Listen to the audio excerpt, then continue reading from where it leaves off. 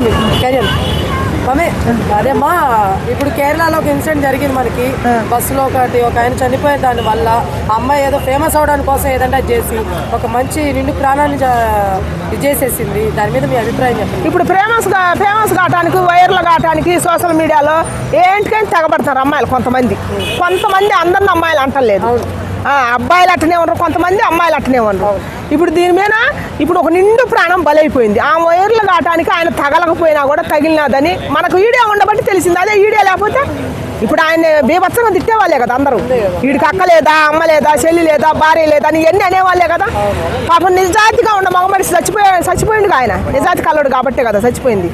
నీతి కళ్ళని అంతే టచ్ చేస్తే చచ్చిపోతారమ్మా. ఎందుకు ఈ బ్రతుకు 10 ఏళ్ళు బతికి కన్నా 4 ఏళ్ళు బతికినా చాలు నాకెందుకు అని చెప్పి తల ఎత్తుకొని తిరగలేరు నలుగుట్లో.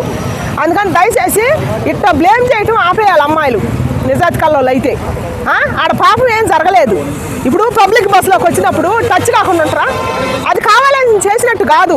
కావాలని చేసే వాళ్ళు ఏరే ఉంటారు. కొన్ని టచ్ అయ్యింది అనుకుందామమ్మా, ఆ ప్లేస్ మనం ఉంటే టచ్ అయితే దౌడ్ పెట్టి ఒకటి పేగుతాం కానీ ఫోన్లో వీడియోలు తీసుకోం కదా. ఇప్పుడు ఫోన్లో అది బ్యాడ్ గా టచ్ చేస్తే నిన్ను అప్పటికైనా ఒక్కరు తలగానే కొట్టకూడదు. అసలు వాడు మనల్ని కావాలని టచ్ చేస్తాడు. 1-2 సార్లు చెక్ చేసుకోవాలా. కావాలని తలిగేవాడు 1-2 సార్లు రుద్దుకుంటాడు. అనుకోకుండా తలిగేవాడు అనుకోకుండా తలుగుద్ది అది. ఇప్పుడు పబ్లిక్ బస్ ఎక్కినప్పుడు మగవాళ్ళం ఆడవాళ్ళం అందరం ఎక్కుతున్న ఒత్తిడికి ఇప్పుడు హైదరాబాద్లో బస్సులు నేను చాలా సార్లు ఎక్కినా. ఒత్తిడి ఇప్పుడు సపరేట్గా పోవాలనుకుంటే నువ్వు కారు కట్టుకొని పో, నువ్వు అప్పుడు పబ్లిక్ బస్సులోకి ఎక్కొద్దు. అందుకని చిన్నపాటి నిర్లక్ష్యం జరుగుద్ది, ఒత్తిడికి తలుగుద్ది. అది కావాలని తలిగేది మరి అనుకోకుండా తలిగేది తెలుస్తుంది, అర్థమైద్ది. అందుకని దయచేసి ఇది కావాలని ఏమో చేసింది అనమాట, ఆయన చేయలేదు. ఏమే కావాలని చేసింది ఫేమస్ కావటానికి అక్కడ కానొస్తుంది. అందుకని ఆయన ప్రాణంతో సెలగాటం ఆడుకుంది. ఆడుకోబట్టే కేరళ ప్రభుత్వం ఎమ్మటే స్పందించింది. ఆమెను బట్టపై జైల్లో కూడా వేసింది. అందుకని దయచేసి ఆమె జీవిత ఖైదీ చేయాలన్నమాట. జీవిత ఖైదీ చేస్తేనే ఇంకొక అమ్మాయికి సిగ్గుంటుంది. ఈ అమ్మాయి ఆమె ఫేమస్ కావటానికి ఎట్లా చేస్తున్న అమ్మాయిలు ఎందుకు కొంతమంది ఎట్లా తెగబడతారు. మొన్న మధ్య ఒక అమ్మాయి అయితే ఒకటి బేమిచ్చింది. ఎన్ని సంవత్సరాలు ఉన్నాయి అమ్మాయి? 20 ఏళ్ళు లేవు, వాడికి 18 ఏళ్ళు ఉన్నాయో లేవు. మూతిపోయిన మేసం కూడా సరిగ్గా రాలేదు. ఆడ కాదు ముందు పెట్టింది. నేను ఏడ పెడతానే ఒక ఇంటర్వ్యూలో పెట్టింది. అటు ఇంటర్వ్యూలు చేస్తే ఏమన్నా ఉన్నదమ్మా? ఒకరిని ఆడబెట్టిందా మళ్ళీ ఏమంటే ఇంకొకటి కడిగి బాయ. ఆ అమ్మాయి 2 కడగాని వచ్చింది కదా. ఎందుకు అమ్మాయిలు ఇట్లా భవిష్యత్తు పాడు చేసుకుంటారు? అమ్మాయిలు పాడు చేసుకుంటారు ఒక వర్గం. అబ్బాయిలకి ఏం పుట్టింది? ఇప్పుడు ఒకటి మోసం చేసిందిగా, ఇంకొకటి ఎమ్మడి పడిపోతే ఏం పోయింది? జంతువులా? ఎందుకు ఇప్పుడు వాడిని మోసం చేసింది నిన్ను మోసం చేయదా? అందుకని కొంతమందికి నేను చెబుతున్నా, పిల్లలకి జీవితాల మీద ఇప్పుడు అవగాహన లేకుండా అయింది. వాళ్ళ జీవితాలు నాశనం చేసుకుంది కాక ఎదటి వాళ్ళ జీవితాలు కూడా నాశనం చేస్తున్నారు. నిజాతి కల్లా అబ్బాయిలు ఉన్నారు, నిజాతి కల్లా అమ్మాయిలు ఉన్నారు. వాళ్ళ బ్రతుకోవాలి బతుకున్నారు. వాళ్ళు రారు బయటికి. ఈ పోరంబోకి వచ్చేది ఇంక నోరు జారితే ఇటు జారనరు అటు జారనరు, మా హక్కులు మా తోకలు మా సోషలిజం అని చెప్పి ఇంక కేసులు పెడతారు. గవర్నమెంట్ వీళ్ళ కోసమే పుట్టినట్టు, వీళ్ళ అమ్మ మొగుడు సొమ్ము అయినట్టు. ఏ న్యాయం కోసం అయితే పోరాడరు. అయితే ఇంకోటి ఏంటంటే అమ్మా, ఇప్పుడు కొంతమంది వీడియోలు తీసేస్తూ ఉంటారు. ఎక్కడేం జరిగినా ముందు దాని గురించి పోయి రియాక్ట్ అవ్వరు. ఒక మనిషి కింద పడిపోయినా సరే దాని ముందు వీడియో తీసి పోస్ట్ చేసేయాలని ఉంటారు. సో వాళ్ళ గురించి ఏం చెప్తారు? ఇలా తీయడం వల్లే కదా ఇలాంటి వీడియోలు ఏదో ఫేమస్ అవడానికో లేకపోతే వ్యూషిప్ రావడానికి కోసం అని చెప్పి ఇలా పెట్టేస్తూ ఒక నిండు ప్రాణాలు బలి చేస్తున్నారు. అవును, సో అది ఎంతవరకు కరెక్ట్ అంటారు? అది కరెక్ట్ కాదు. వాళ్ళు ఫేమస్ కావడానికి ఎదటి మనిషిని జీవితంతో ఆడుకోవటం అసలు కరెక్ట్ గానే కాదు. నలుగురు స్పందించాలి దీని గురించి. ఒక్కళ్ళే మాట్లాడితే అది నడవదు. 10 మంది ఇప్పుడు ఒక కట్టి పట్టుకొని అలకకి ఇరగదీయగలుగుతావు. అదే 10 కట్టెలు ఉంటే ఇరగదీయలేతావా?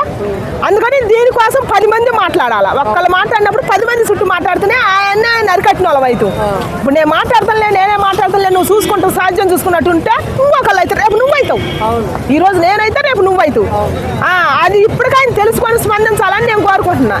ఇప్పుడు మన రేణుదేశాయ్ గారు అదే ఏం చెప్పింది, ఇప్పుడు ఒక కుక్క తప్పు చేస్తే 100 కుక్కలను చంపడం ఎందుకని ఆమె చెప్పింది. ఆ కుక్కను అడ్డం పెట్టుకొని 100 సమస్యలు చెప్పింది. మన దేశం మీద జరిగాయి మొత్తం మంచిగా చెప్పింది. చెబితే అన్ని నిజాలే చెప్పింది కదా. నాకు ఆమె మాట్లాడుతుంటే స్వయంగా కుక్క గౌరీదేవితో పోలుతారు కదా. నిజంగా గౌరీదేవి ప్రతిష్టమై మాట్లాడుతుందో ఏమో వాళ్ళ తరపున అనిపించింది. అట్ట అనిపించింది. ధర్మదేవతకి కళ్ళకు గంతలు కడతారు. ఈ పాపం చూడలేకనే ఆ కళ్ళగంత లీడి ప్రెస్ మీట్ ముందుకు వచ్చి మాట్లాడినట్టు అనిపించింది. ఆమె మాట్లాడుతుంటే ఆమె ఏం చేశారు, పర్సనల్ అటాక్ చేశారు. పర్సనల్ అటాక్ చేస్తున్నారు. ఇంకోటి కూడా ఇలా అంటున్నారు కదా, పిల్లల ప్రాణాల కంటే కుక్కల ప్రాణాలు ఎక్కువైపోయినా అంటున్నారు. ఆమె స్పందించింది కదా. ఇప్పుడు ఆమె పిల్లలైనా కూడా ఒకటే, నా పిల్లలైనా దాని గురించి కూడా చెప్పింది. చెవులు పోయినాయా అన్నిటి గురించి చెప్పింది కదా, అన్నిటి గురించి చెప్పింది కదా. ప్రతి ఒక్కటి చెప్పింది. ఇప్పుడు ఈ కుక్క మీద ఎట్లా స్పందించారు, మన మీద జరిగే అరాచకాల మీద కూడా మాట్లాడాలని చెప్పింది. అది వినపడతలేదా? ఇది ఒక్కటే ఎందుకు వినపడుతుంది అసలు నాకు అర్థం కావట్లేదు. ఆమె రేణుదేశాయ్ గారు అసలు గౌరీదేవి నాయదేవత కూర్చొని చెప్పినట్టు చెప్పింది కదా. ఈ చెప్పిన వాళ్ళ మీద టోల్ ఎక్కువ చేస్తారు, తిడతారు అనమాట. మీ పిల్లలు అయితే బాగుంటుంది, ఈది కుక్కలు ఎంపడబడతాయి. మరి ఈది కుక్కలు చేసింది తప్పే, వాటిని చంపారు కరెక్టే. మరి తప్పు చేసిన వాళ్ళు అందరూ అమ్మడు కూడా అట్నే పడవచ్చు కదా. మన చుట్టూ ఎన్నో తప్పులు జరుగుతున్నాయనే వివరించిందా? దాని గురించి ఎందుకు మాట్లాడతలేదు? ఆ ఒక్క కుక్క మాటే పట్టుకొని హేళన చేసి పర్సనల్ అటాక్ చేయటం ఎంతవరకు కరెక్ట్ చెప్పు. అందుకని నిడాకులు ఇచ్చింది అని ఏమమ్మా, ఆయన అవతల పోయి ధర్మ పోరాటం ఆ వంతుని చేస్తుండే, అంత మంచి పరిపాలన చేస్తుండే. ఏం పుట్టింది జనానికి ఆమె అటాక్ చేయకపోతే? అసలు పర్సనల్ గా ఎందుకు మాట్లాడాలమ్మా? అందుకని ఈ మీడియా పరంగా నేను చెబుతున్నా రేణుదేశాయ్ గారికి, అమ్మ నువ్వు ఏడవద్దు తల్లి, నిన్ను అన్నోళ్ళు వాళ్ళే మూర్ఖులు అనేవాళ్ళు. ఫస్ట్ మనకు కూడా సమస్యలు ఉంటాయి కదా ఎన్నో కుటుంబాలలో. ఎవరు తప్పు చేయని వాళ్ళు అసలు ఈ ప్రపంచం మీదే లేరమ్మా.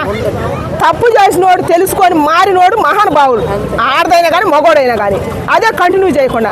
అందుకని దయచేసి కొంతమంది అంటారు, అన్నా కూడా వాళ్ళ కర్మానికి వాళ్ళు వదిలే కానీ నువ్వు బాధపడకాదు తల్లి, నువ్వు మాట్లాడింది మంచిదే మాట్లాడిను. కుక్కను అడ్డం పెట్టుకొని దేశం మీద జరిగే, సమాజం మీద జరిగే ఎన్నో మంచి మాటలు మాట్లాడిను. అది 5 ఏళ్ళ అన్నం తినే వాళ్ళకైతే అర్థమైంది. అది నేను కోరుకుంటే అమ్మా. ఇప్పుడు జనాల బాధ్యత కూడా దీంట్లో ఎంతో కొంత ఉండాలి. ఇప్పుడు ఏదైనా వీడియో వైరల్ అయింది అంటే అది నిజమా అబద్ధమో తెలియకుండా ఎలా పడితే అలా దాన్ని కామెంట్ చేసేస్తున్నారు. అది అసలు నిజం బయటకు వచ్చేసరికి మళ్ళీ వాళ్ళని అంటున్నారు. ఇప్పుడు ఎగ్జాంపుల్ తీసుకుంటే కేరళలో జరిగిన ఘటన వచ్చేసి ముందు ఆయన తిట్టారు ఫస్ట్, అసలు నిజం బయటకు వచ్చేసరికి ఆయన పాపం చనిపోయిన తర్వాత మళ్ళీ ఈ అమ్మాయిని తిట్టారు. ఇక్కడ ఎంతో కొంత జనాల బాధ్యత కూడా ఉండాలి కదా. ఉండాలి, కరెక్టే, నిజంగానే. అనే ఇప్పుడు నిజం నిలకడమే తెలుసు, సాపు కింద నీరు లాగా. అబద్ధం 5 నిమిషాల్లో పరిగెట్టుద్ది, నలుమూలలో అల్లుకుంటుంది. దీనికి ఒక సామెత కూడా ఉంది, నిజం గడప దాటే లోపు అబద్ధం అరడుగులోనే నలుమూలలో ఆపించుద్ది అనమాట. ఆ లోపల అది మాట్లాడుకునే లోపల నిజం వచ్చాక టైం పట్టుద్ది కదా.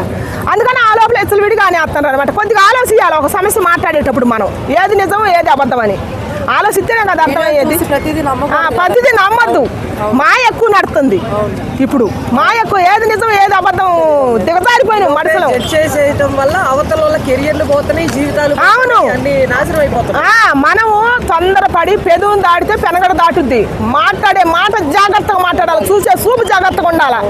దయచేసి మన ఇష్టం వచ్చినట్టు మనం విడిగా మన మైండ్లో ఏయో పెట్టుకొని సమాజం మీద రుద్దితే అన్యాయంగా బలైపోయే వాళ్ళు ఉంటారు. వాళ్ళ కుటుంబం ఉసురు తలుగుతాయి కదా. ఎందుకని ఎదట నువ్వు వేడితే నీ ఉసురు నాకు తగలదా? నిన్ను అన్యాయంగా అంటుంది దేనికి? అట్టా ఆలోచించుకోవాలి ప్రతి వాళ్ళని ఒకళ్ళు అనేటప్పుడు. అది ఆ జ్ఞానం రావాలని నేను కోరుకుంటున్నాను. దయచేసి అందుకే నేను మాట్లాడుతున్నా. ఈ సమాజం మీద జరిగాయని ఇప్పుడు అప్పుడు మా రోజుల్లో 30 ఏళ్ళ కింద ఇప్పుడు వస్తున్నాయి కదా అన్ని. అంటే ఇది ఎంతో కొంత ఇలాంటి ప్రజల వల్లే అలాంటి అమ్మాయిలైనా అబ్బాయిలైనా అలాగే తయారవుతున్నారు. అంటే వైరల్ అవ్వాలనో లేకపోతే అంటే ఫేమస్ అవడం కోసం ఈజీ దారులు ఎత్తుకుంటున్నారు, ఒకరిని ముంచేసి అన్యాయం చేసి. అలాంటి వాళ్ళని జనాలు కూడా ఎంకరేజ్ చేస్తున్నారు. అవును, ఎంకరేజ్మెంట్ చేస్తారు. ఇప్పుడు మా గురుగారు గర్భపాటి నరసింహరావు గారు కానీ చాగంటి కోటేశ్వరరావు గారు కానీ ఏం చెబుతున్నారు వాళ్ళు? ఏం చెబుతున్నారు? మనసుకి ఎక్కువ కష్టం చెబుతున్నారు అంట, శరీరానికి సుఖం చెబుతున్నారు. శరీరానికి ఎక్కువ కష్టం లేదు. ఆ రోజుల్లో శరీరానికి కష్టం చెప్పారు, ఆలోచనకు తక్కువ పెట్టారు. ఆ కష్టం చేసుకొని వచ్చాక మనిషి ఇంకా ఎదగపోయినా కూడా ఇష్టబ్బా నా కర్మ ఇంతే, ఏం చేస్తాం, తప్పించుకోలేము అనే దాని మీద ఒక్క మాటలో వెళ్ళిపోతుంది. కానీ శరీరానికి కష్టం ఉందిగా. ఇప్పుడు శరీరానికి లేదు కష్టం, మనసుకు ఎక్కువ పెడతారు. నేను బాధ ఎక్కువ పడతాను అని చెప్తాను, కూర్చుంటారు, తింటారు. నాకు బాధలు చాలా ఉన్నాయి, మళ్ళీ తాగుతారు, తినేది తింటారు, వేసే అంతా వేస్తారు. కానీ నాకు సమస్యలు చాలా ఉన్నాయి. సమస్య నువ్వు అని తెలుసుకుంటే అసలు సమస్య ఉండదు. కరెక్ట్గా చెప్పారు. మమ్మీ ఆగు, ఇంకొకటి